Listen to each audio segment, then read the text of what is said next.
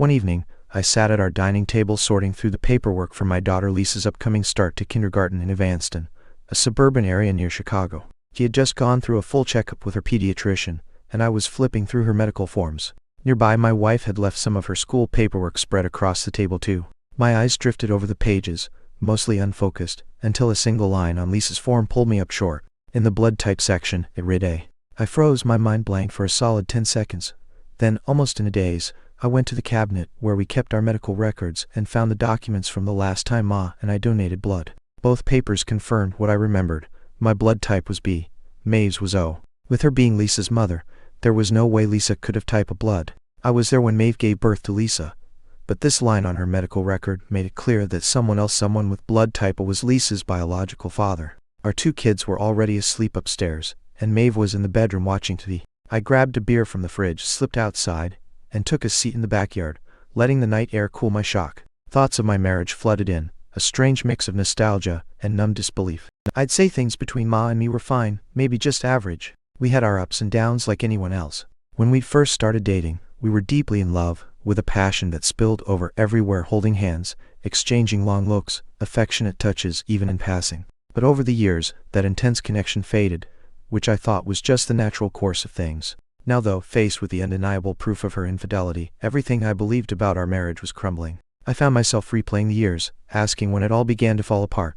I realized it started slowly, then sharply, around 6 years ago, a few months before Lisa was conceived. Mave, usually warm and open, had started acting strangely. One evening, she came home late, kissed me briefly, almost distractedly, and disappeared into the shower, where she stayed far longer than usual. The next morning, she was distant, her warmth gone. But that very night, she surprised me, coming home early, cooking us a special dinner, and later making love to me with a passion I thought we'd lost. We cuddled afterward, with Mave whispering that she loved me, her voice soft and tender. For the rest of that week, she was affectionate and attentive, almost like she was making up for something. Then just as suddenly, that warmth vanished again. She started coming home late again, silent, brushing me off, and vanishing into the shower without a word. For the next 2 months, I hardly recognized her. She'd alternate between being loving and distant, affectionate and preoccupied, patient and irritable. I asked her several times if something was wrong, whether it was with us or with her work. Her only answer was that she felt off, maybe a little stressed, and she apologized almost dismissively.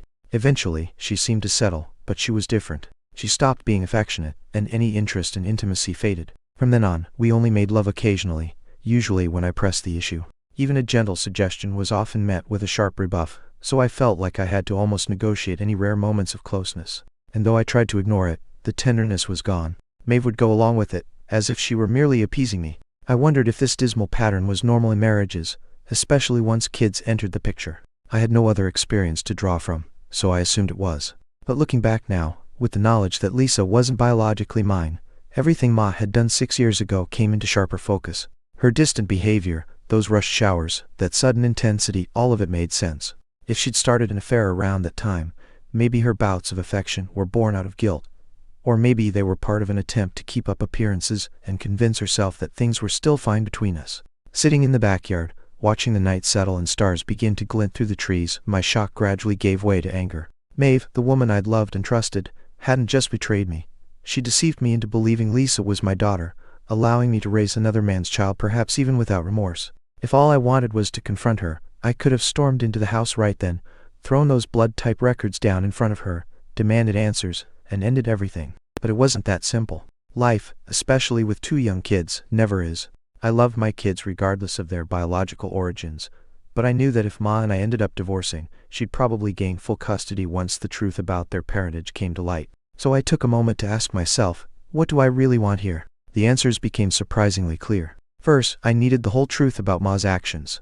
Was it just a one-time mistake? Did she genuinely not know that Lisa wasn't mine, or had she hidden a long-term affair from me? Second, no matter what I discovered, I wanted to continue raising Lisa and Jake as my own children, protecting them from the truth of my non-biological connection to them. Once I defined my goals, I felt like a plan came to me almost instinctively. Quietly, I went back into the house, where the kids were sleeping, and used cotton swabs to take samples from each of their cheeks, labeling Lisa's with a 2 and Jake's with a 3. Then I swabbed my own cheek and marked it as 1. I had a friend work in a university chemistry lab who owed me a favor, so I reached out to him, setting up a discreet DNA test. This was just the first step away to gather the information I needed to move forward. About a week later, my friend called with the results. He didn't know who the samples belonged to, and I'd kept it vague, saying I'd met people with the same last name and wanted to see if we might be distantly related. Over the phone, he told me that samples 2 and 3 were definitely siblings, but one wasn't related to either of them. Lisa and Jake shared both parents, and neither one of those parents was me. My initial guess had been right. Mave had 2 children with someone else. I thanked him for his help and hung up, feeling a cold, hard certainty settle in. So, Mave had to know. She must have been aware of her relationship with this other man, but did she know he was the biological father of our children? There was only one way to find out. That evening, as Mave was washing dishes in the kitchen, I brought it up. Without looking directly at her, I told her I had a question, and she nodded for me to continue. I explained that a friend's colleague, a biologist, was working on a family study and needed DNA samples from relatives. I casually suggested that we take swabs from her, me, and the kids, thinking it could be handled before bed. I watched her carefully as I spoke, and halfway through my explanation, she froze, nearly dropping the pan in her hands. She quickly composed herself, but her body remained tense. When I finished talking, there was a long silence. Then she turned to me and voiced her concerns, questioning how we could trust this biologist, and what might happen to our privacy. I tried to reassure her, but she was firm, refusing to participate and asking me to let my friend know we weren't interested. I told her it was fine, that it didn't really matter, but her reaction had told me everything I needed to know. The next step was finding out more about her affair, who it was, when it began, where it happened, and maybe even why. I figured I'd need to search the house to uncover any clues. On Saturday, we had plans to visit her parents. Just before we were about to leave, I pretended to get a work emergency call. I explained to Mave that I had to stay behind to handle it, and after a little convincing, she left with the kids. This gave me hours alone in the house to conduct a careful search. I ruled out my usual areas and focused on Mave's spaces instead, skipping the kitchen, bookshelves, and living room. I searched her closet and dresser carefully. A stash of hidden lingerie hinted at secrets, but it didn't give me any concrete answers. Only the children's rooms and the attic remained. Deciding the kids' rooms were less likely, I made my way up to the attic. Up there, I found old furniture, a few lamps, and several boxes of things from before our marriage. One of the boxes caught my attention. It looked like it had been moved recently, the dust slightly disturbed. Digging through, I uncovered some of Mave's old belongings, mainly letters from her college days. I found cards and mementos from our early relationship buried among other items. But near the bottom of one box, hidden beneath stacks of paper, I came across a slim collection of recent notes and 2 unmarked videotapes.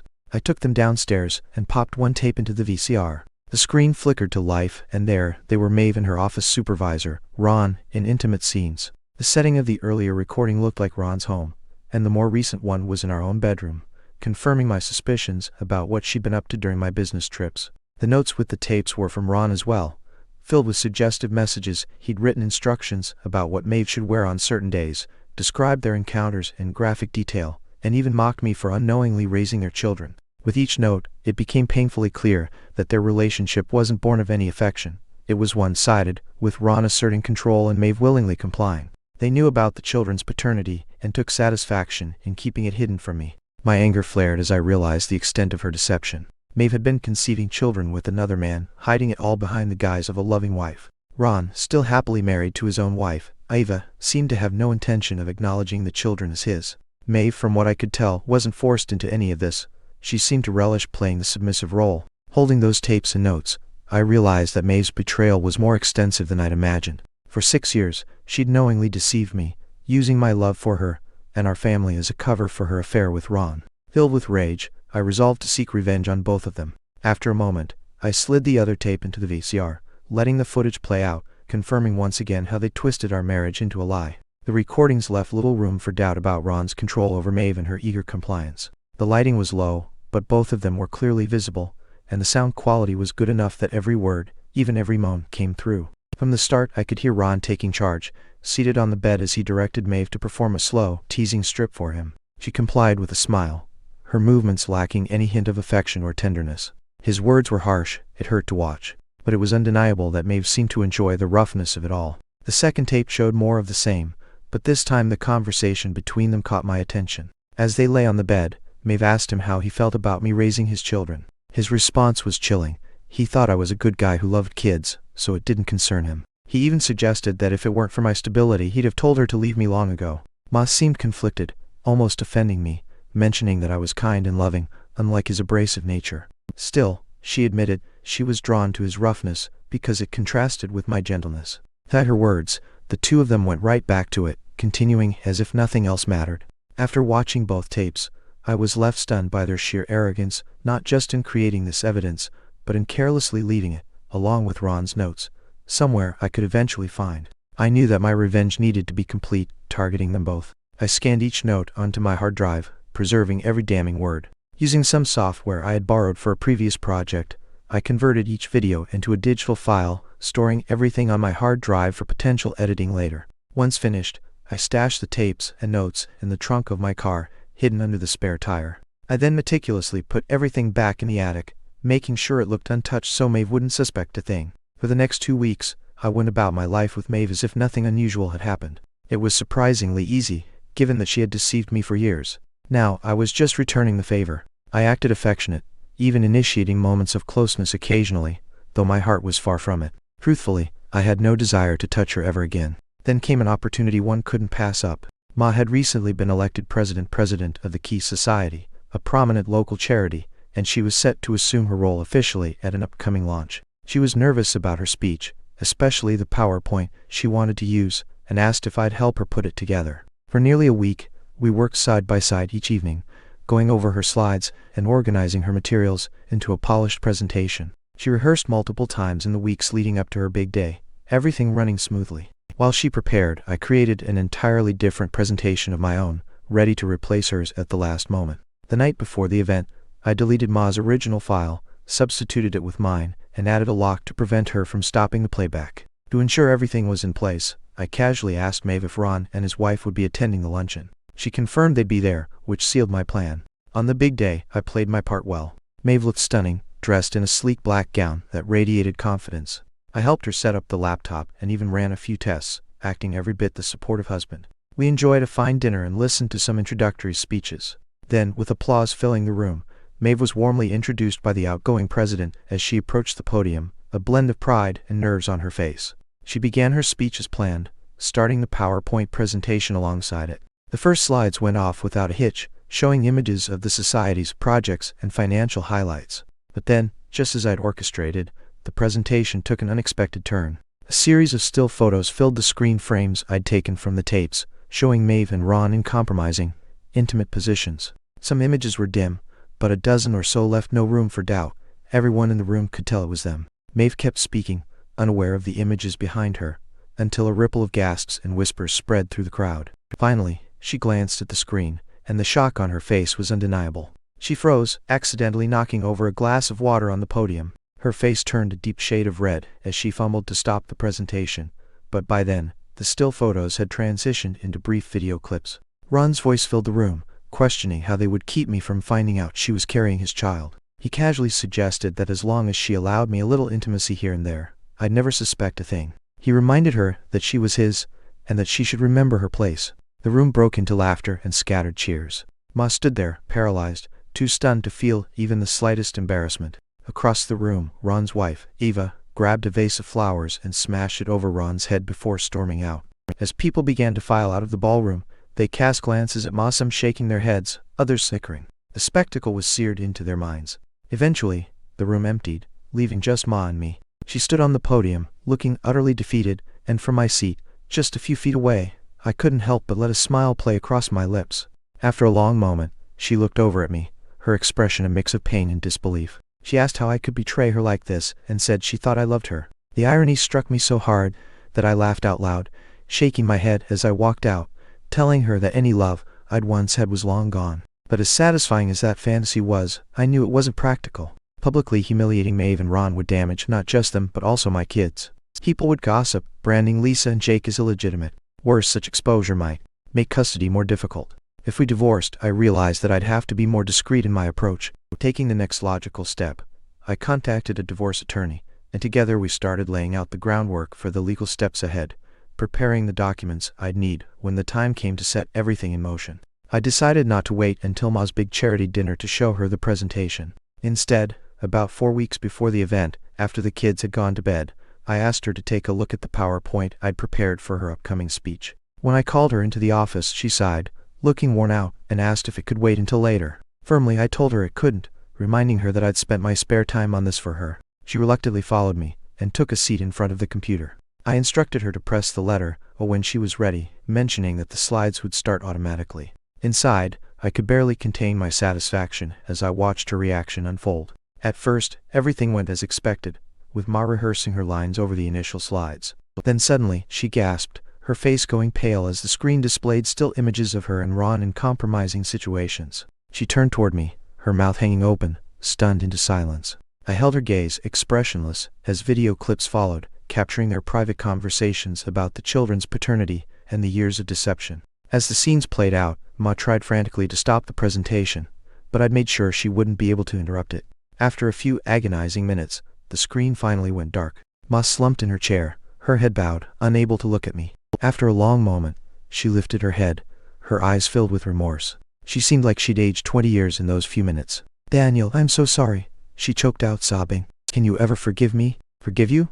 I replied icily. "For what exactly? For an affair with Ron that spanned our entire marriage? For having 2 children with him while leading me to believe they were mine? For mocking and disrespecting me behind my back? Or maybe for denying me any closeness as he directed?" My words seemed to deepen her anguish, and her sobs grew louder. "Daniel, I don't love him," she insisted through her tears.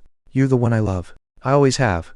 My anger simmered just below the surface, but I kept silent, thinking, "No, Ma, you don't love me. You love the comfort and stability I provide, the way I care for you and the children. But you certainly don't love me, not after what you've done." I leaned back, letting her weep, and relished her distress as I watched in silence for nearly 20 minutes. Eventually, she wiped her eyes, took a shaky breath, and looked at me. "What are you going to do, Daniel?" she asked, her voice barely above a whisper. "Are you going to divorce me?" "No, Ma," I replied, lying with a calmness I didn't feel. "I care too much about Lisa and Jake, even if they aren't biologically mine." I let the words sink in, then added, "But things are going to change. You can be sure of that." I paused, then continued, "Now call Ron and tell him to come over. He has 15 minutes. Her eyes widened in horror. "I can't, Daniel. He's at home with his wife and kids. He won't come." "Tell him whatever you have to," I said, a smile tugging at the corners of my mouth. "But make it clear that if he's not here in 15 minutes, his marriage will be over by tomorrow." Ma hesitated, unnerved by the coldness in my tone. Without another word, she went to the kitchen, dialed Ron's number, and made the call. When Ron arrived, he wore the nervous, insincere smile I'd expected. Clearly, Ma had briefed him because he looked apprehensive. I directed him and Ma to sit in the office. "All right, Ron," I began without delay. "You've had your fun with Ma, making a fool of me all these years, but things are different now. It's time for you to face some consequences." Ron opened his mouth to respond, but I silenced him with a look. "Sit down and listen," I commanded. I started the PowerPoint presentation, and as it played, I watched his face twist in shock and horror at what he saw. When the presentation ended, a heavy silence filled the room. Surprisingly, I found myself enjoying the moment far more than they did. "From now on, you'll do exactly as I say," I told him. "If you don't, your supposedly happy marriage to Eva will be over by the end of the week. Understand? Just nod. No talking." Ron clenched his jaw but gave a slow, reluctant nod. "Good. Now listen carefully." I pulled out a set of documents. "I have several things here for you to sign. You'll have 48 hours to review them with your lawyer if you want, but if they aren't returned signed, Eva will be watching a clip of that tape you starred in." The first document was an acknowledgement that Ron was the biological father of Lisa and Jake, committing him to pay child support until they turned 21, as well as a lump sum for their college education. "The amounts are listed here," I continued. $10,000 per child, per year, plus $100,000 per child for their first year of college. The money will go into a trust fund with me, as the trustee, to be used solely for their needs. Ren erupted from his chair, his face red with fury. "This is insane, Daniel. There's no way." I pushed him back into his seat with a firm hand. "Shut up, Ron. We both know you can afford it. This isn't your show anymore. It's mine now. Sit down and stay quiet." Across the room, Ma stared at me horrified. She'd never seen this side of me, the cold, resolute husband who was done being deceived. I ignored her reaction and continued with the second document. "This one grants me permission to adopt the children. You and Mave will both need to sign it." The third document formally renounced Ron's parental rights, forbidding him from ever revealing his paternity to anyone. The final paper was a personal statement admitting that he had exploited Ma in the workplace, coercing her into an affair. Ron exploded again. "That's ridiculous. She wanted it as much as I did." "Sit down, Ron," I said firmly. "Maybe she did, but Ma will still be filing a complaint for workplace exploitation if you don't cooperate. Isn't that right, Mave?" Mave looked between Ron and me, clearly rattled. She nodded weakly, unable to meet Ron's eyes. "Yes, that's right. Just to be clear," I said, looking at both of them, "I don't plan to act on these documents for now. Think of them as insurance, Ron, in case you ever try to avoid your financial obligations to our children or decide to reveal the truth to anyone. Consider this a warning." With that, I handed Ma the complaint document. "Sign it," I instructed. She obeyed, her face pale as she added her name to the page. "Now, Ron," I said, standing up, "you have 48 hours to bring these documents back to me signed. You can deliver them here, and in case you're thinking of trying anything, know that copies of all the incriminating evidence are safely stored, ready to be shared if necessary." With one final look of disdain, I finished. "Any questions?" Guiding Ma back to our office, I seated her and looked into her wide, fearful eyes. She was shaking with distress, but I forced myself to remain calm. "Don't worry, Ma," I told her softly. "I would never do anything to hurt you. You have nothing to fear from me." "Daniel, what's happened to you?" she asked, her voice filled with shock. "How could you treat Ron like that?" I looked at her, genuinely surprised. "Do you really not understand, Mave? Don't you see that what he did to us is unforgivable?" She blushed, nodding slightly. "Yes, but you're so furious, like you've lost all sense of reason." I sat in silence for a moment, uncertain of how to respond. "Ma, I've told you I won't divorce you," I finally said, "but our marriage is going to change drastically. Do you understand that?" She nodded, eyes full of remorse. "Yes, Daniel, I'll do whatever it takes to make things right. I want to fix this." "All right," I replied, my tone firm. "First, let's set a few conditions. Within the next 2 weeks, you're going to find a new job. I won't allow you to keep seeing Ron every day at work. It should go without saying. But you're to have no further contact with him, no touching, no calls, no emails, nothing." She swallowed, nodding. "Of course. And if we're going to try and make this work, things are going to be very different. I won't tolerate any more coldness or indifference from you. I expect you to be cheerful, kind, and affectionate every day. If you truly love me, show it. No more withholding or keeping parts of yourself hidden. You have a lot of ground to make up for." She crossed the room, sank to her knees in front of me, and wrapped her arms around my legs. "I love you, Daniel, more than words can say.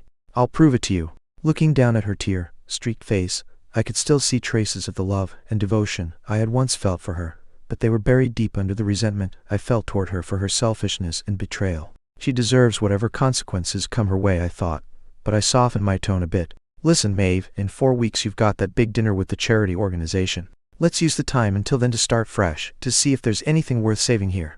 If things go well, that dinner can be a celebration of a new beginning for us." She nodded, hugging me tightly. "Thank you, Daniel, for giving me a chance. I'll be whatever you need me to be." She leaned closer, covering me with kisses and promising to make amends.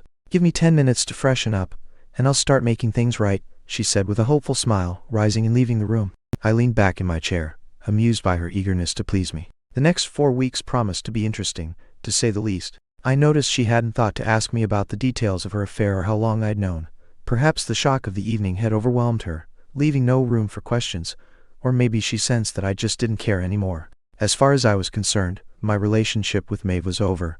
She just hadn't realized it yet. When I joined her in the bedroom a few minutes later, the bed was neatly made, the lights dimmed, and she was reclining on her side, wearing a red nightgown that left little to the imagination. She had taken time with her appearance, and I had to admit she looked as beautiful as ever, though a bit nervous. A small bottle of lotion sat on the nightstand. In a soft, trembling voice, she called to me, her arms open, inviting me to join her. I undressed quickly and climbed into bed beside her. She kissed me with a passion I hadn't felt in years, her body warm and eager, every move filled with anticipation for the moment I set aside my anger, allowing myself to enjoy her closeness. Her enthusiasm was captivating, and I let her take the lead.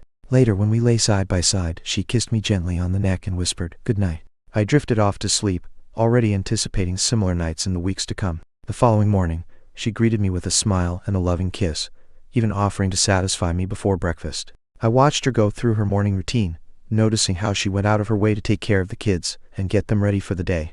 That evening, she prepared a special meal from a recipe she'd found.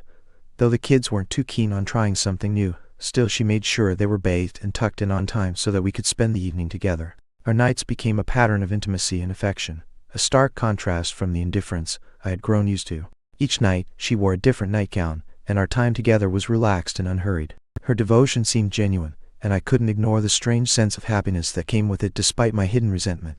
Ma's attention never wavered, both in the mornings and behind closed doors.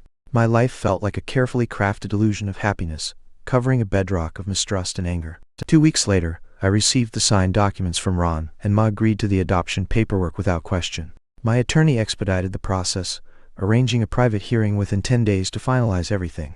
Then, without any warning, I filed for divorce, the papers officially ending what had been a fractured marriage. One morning at work, I was surprised by a visit from Laura DeSantis, a colleague I occasionally worked with. At 28, she was 5 years younger than me and strikingly beautiful. I knew she was divorced, and while I noticed her occasional flirtatious remarks, I'd never let my thoughts go beyond daydreams until now. She was simply someone I admired from afar. "Daniel," she began, "I don't know what it is, but there's something different about you lately. You seem happier, more alive." "Thanks for noticing, Laura," I replied with a smile. On impulse, I added, "Actually, it's something I'd rather not get into here. How about we grab lunch together and talk about it?" "Sounds great," she said, and we headed to a nearby salad bar. We found a table in the park and enjoyed the sun while we ate. "The change you noticed is probably because of my marriage," I said, glancing at her. She looked surprised. "And that makes you look better?" she asked, intrigued. "Tell me more." I gave her a brief summary. A couple of weeks ago, I discovered my wife had been having an affair with a coworker. It had been going on for years. I confronted him, told him to back off, and since then Ma's been bending over backward to make up for it. I paused, smiling slightly. "The thing is, Laura, she thinks she can win me back, but I've already made up my mind. I'll be leaving her soon. I can't stay with someone who betrayed me like that. But in the meantime, she's treating me like a king, so maybe that's the change you noticed." Laura looked at me, her expression thoughtful. "I'm impressed, Daniel. You're handling this a lot better than I did when I found out my ex was cheating. It took me months to get back on my feet." "I'm sorry to hear that," I replied. "I didn't know you'd been through something similar." I hesitated, then added, "I think the difference is I've taken control of the situation. It's going to unfold my way, not someone else's." Feeling bold, I went on, "One nice thing about my situation is that even though I'm technically still married, I know I won't be for much longer, so I don't have to hold back from expressing my admiration for the beautiful woman sitting across from me." She blushed, looking away for a moment before meeting my eyes again. "Well, Daniel, you've put me in an awkward spot. I didn't realize things were so straightforward." I chuckled. "I'm sorry, Laura, but you're gorgeous fun, and I've been drawn to you from the moment we met. I just never felt right about saying anything. But now, any chance you'd like to join me for dinner on Saturday? I know a little Italian place by the river with a beautiful view." Laura looked at me seriously. "Daniel, I like you too, and being around you has always felt easy, but I have to ask, can I trust you? Is your marriage really over, or is this just some line to get me interested?"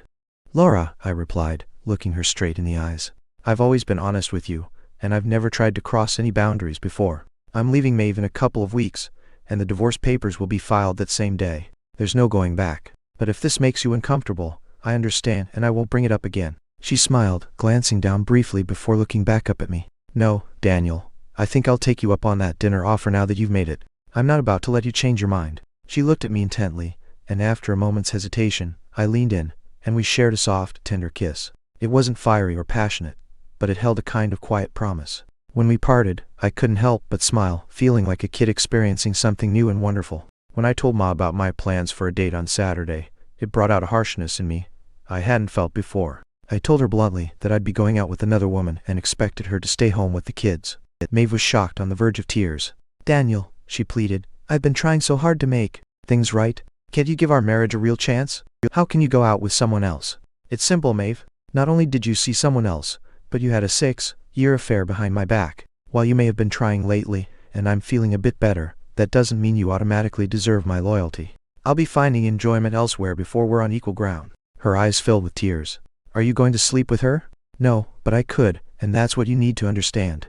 If it hurts you to think about it, then maybe you'll begin to understand the pain you caused me." With that, I left the room, ending the conversation. My early outings with Laura were delightful yet careful. We took it slow, both of us sensing something deeper than simple attraction. We talked, laughed, shared stories from our childhoods, and got to know each other in a way that felt easy and natural. It reminded me of the early days with Ma, which was bittersweet, but I pushed those thoughts aside. After our third dinner, when I walked Laura to her apartment and opened the car door for her, she softly asked if I'd like to come in. We both understood what that meant, and a rush of desire sparked through me. Once inside, she melted into my arms, and we kissed as if we were love-struck teenagers. As we pulled back slightly, she confessed she really wanted this, but was a bit nervous because it had been a while. She asked me to be gentle, and I reassured her with a smile, gently lifting her. I asked which way to the bedroom. Later, as I lay beside her, I realized that being with Laura was both thrilling and a stark contrast to recent encounters with Ma. Our time together was tender, affectionate, and filled with a genuine connection I hadn't felt in years. We weren't just going through the motions, we were giving each other something meaningful. The next morning, she was a bit shy again, and though we didn't make love, we parted with a sense of genuine warmth, sharing several gentle kisses. With just a few days left before Ma's big dinner event, I kept my long-term intentions quiet with Laura, but mentioned that my divorce would soon be finalized. When I got home around 9:30 on Saturday morning, I found Ma at the kitchen table quietly weeping. She must have guessed where I'd been. I hugged her, showing just enough sympathy to play the part. "I'm sorry, Ma. I can imagine how you must feel," I murmured. "Oh, Daniel, this is unbearable. Just thinking of you with someone else tears me apart.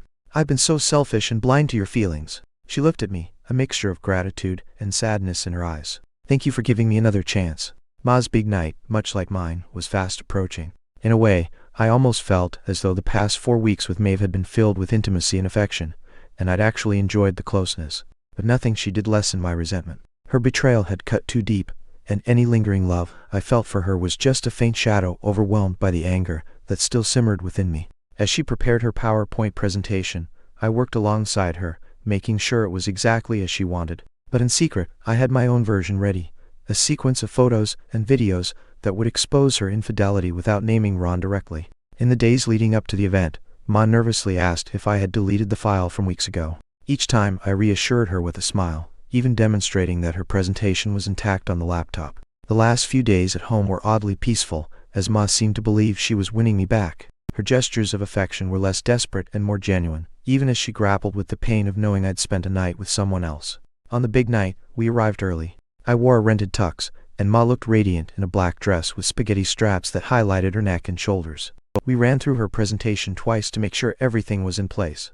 As she leaned over to tuck her purse beneath the podium, I discreetly entered the code that would swap her presentation for mine when the moment was right. The evening unfolded just as I planned. We enjoyed a pleasant dinner, chatting politely with those around us. Then Ma was introduced with a warm welcome, and she made her way to the podium, a mix of nerves on her face. I glanced at my watch. Her confidence lasted precisely 54 seconds. That's how long it took for the images of her affair to fill the screen. She didn't freeze or spill her water, but her expression shifted to one of horror as she turned to me, disbelief in her eyes. She tried to stop the presentation, but I'd made sure she couldn't.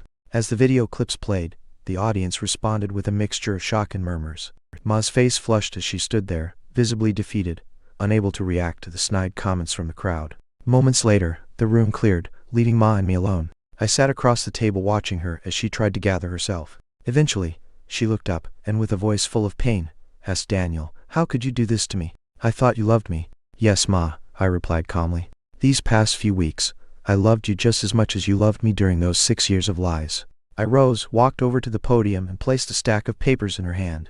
"I'm filing for divorce. Consider yourself served. If you stay in town, we'll arrange joint custody of Lisa. Jake, if not, I'll fight for full custody, and we both know I'll win." I was almost at the door when I heard her desperate cry. "But you promised you wouldn't divorce me. You said we could work things out." Turning back to face her, I replied, "Yes, Ma, I suppose. After years of your lies, I finally lied to myself. It's been 6 months since I served Ma those divorce papers at the charity event. The legal proceedings moved quickly. I kept my conditions clear, and Ma, to her credit, didn't drag it out. The divorce was finalized 2 months ago, and we now share joint custody of Lisa and Jake. They don't know the full story, and I intend to keep it that way. I may not be their biological father, but I'm still their dad, and they deserve to feel secure in that love, free from adult betrayals. Life has changed since then. I've settled into a new rhythm, one that doesn't involve constantly looking over my shoulder or wondering what's true.